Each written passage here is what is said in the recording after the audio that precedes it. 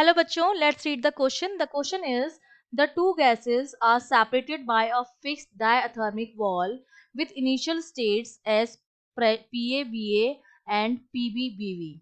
तो हमें बताना है कि चार ऑप्शंस हमें गिवन है, चारों ऑप्शंस में से कौन सा स्टेटमेंट जो होगा वो करेक्ट होगा।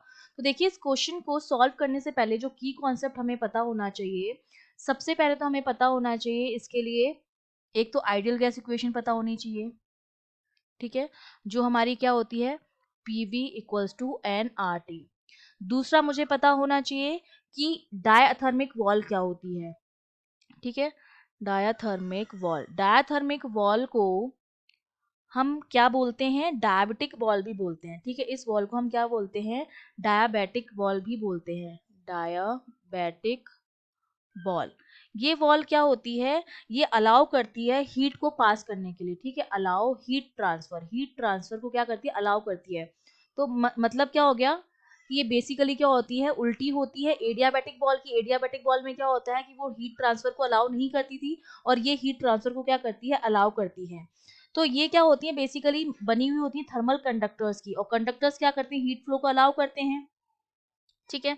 तो ये हमारी क्या होता है, कंडक्टर्स की बुनी हुई बॉल होती हैं। तो अब मुझे ये चीज पता चल गई है कि ये मेरा सपोज सिस्टम 1 है, और ये सिस्टम ए है, और ये सिस्टम बी है, ठीक है। तो इनिशियली प्रेशर और वॉल्यूम इतना, और ये फिक्स्ड वॉल है।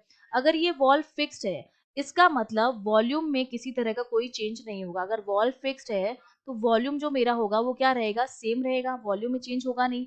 लेकिन ये डायथर्मिक वॉल है, हीट ट्रांसफर होगी हमारे पास, और हीट जो ट्रांसफर होती है मेरे पास, वो किस तरह से ट्रांसफर होगी, वो ट्रांसफर होगी हमारी from high temperature to low temperature.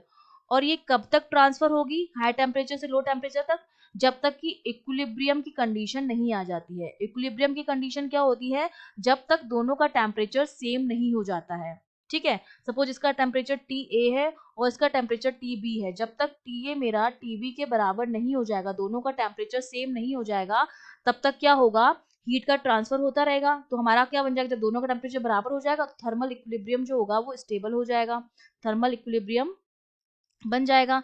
अब वॉल्यूम चेंज हो नहीं सकता है, टेम्परेचर चेंज होगा। तो देखिए यहाँ से अगर मैं मान लूँ n नंबर ऑफ मोल है वो तो कांस्टेंट है, r जो है वो मेरा यूनिवर्सल गैस कांस्टेंट है, और वॉल्यूम भी मेरा कांस्टेंट है, ठीक है, क्योंकि फिक्स्ड वॉल है। तो यहाँ से मेरा क्या आ रहा है, जो प्रेशर आ रहा है वो टेम्परेचर के प्रोपोर्शनल आ रहा है।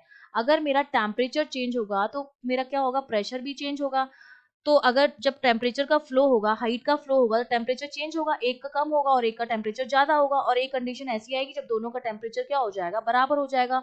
और टेम्परेचर की चेंज होने के साथ साथ हमारा प्रेशर भी चेंज होगा, ठीक है। तो हम क्या कह सकते हैं कि जो थर्मोडायनेमिक स्टेट होंगी वो तो चेंज होंगी टाइम के साथ। तो ए ऑप्शन तो आपका हो गया गलत, क्योंकि टेम्परेचर भी चेंज होगा और टेम्परेचर के साथ साथ प्रेशर भी चेंज होगा। सेकंड है फ्लो ऑफ एनर्जी होगा, फ्लो ऑफ हीट होगा दोनों सिस्टम्स के बीच में, और कब तक होगा, जब तक, तो बी ऑप्शन हमारा बिल्कुल करेक्ट है, जब तक इक्विलिब्रियम अटेन नहीं हो जाता तब तक हीट का ट्रांसफर होगा दोनों के बीच में। सेकंड में लिख रखा है the state of the two system will change until the equilibrium is attain, जब तक अटेन नहीं हो जाता इक्विलिब्रियम तब तक दोनों का जो स्टेट होगा वो चेंज होगा। तो ये भी बिल्कुल करेक्ट है। तो हमारे जो बी और सी ऑप्शन जो है वो बिल्कुल करेक्ट है। तो हमारा जो डी ऑप्शन जिसमें बी और सी दोनों लिखा है वो हमारा करेक्ट ऑप्शन हो जाएगा। I hope you understood well, all the best.